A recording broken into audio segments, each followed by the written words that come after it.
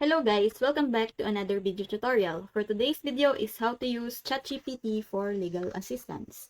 While ChatGPT can provide general information and guidance, it's important to note that it should not be considered a substitute for professional legal advice. However, if you need some general information or have basic legal questions, ChatGPT can help you with that.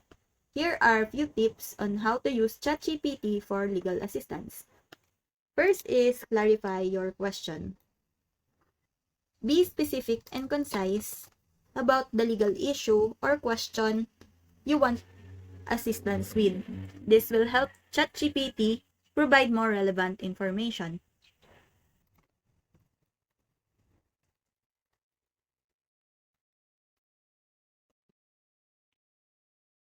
Next is seek general information. Ask general information about the legal topic you're interested in. ChatGPT can provide basic explanation and definitions to help you understand legal concepts better.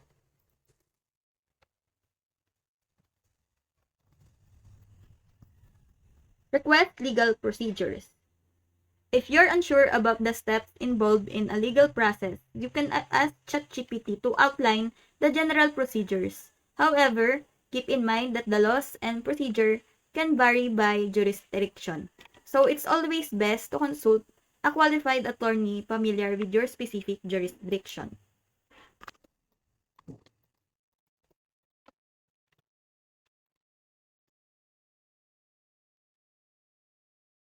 Next is use hypothesis. Instead of seeking advice for your specific situation, you can ask ChatGPT about hypothetical scenarios. For example, what are the potential legal consequences of, and this can help you understand how the law might apply in certain situations.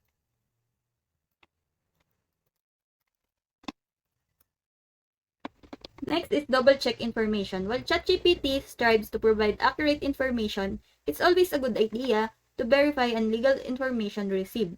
Laws can change and legal advice could be tailored to specific circumstances. So, consulting a legal professional is crucial. Respect limitations. Remember that ChatGPT is an AI language model and not a licensed attorney. It can provide legal representation, make decisions on your behalf, or interpret complex legal matters. Its responses are based on patterns from training data and may not always be accurate or up to date. Seek professional advice.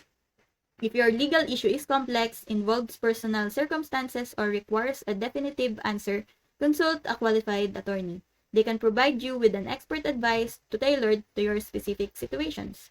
Ultimately, ChatGPT can offer some general legal information and guidance. It's important to consult with a legal professional for reliable and accurate advice on specific legal matters.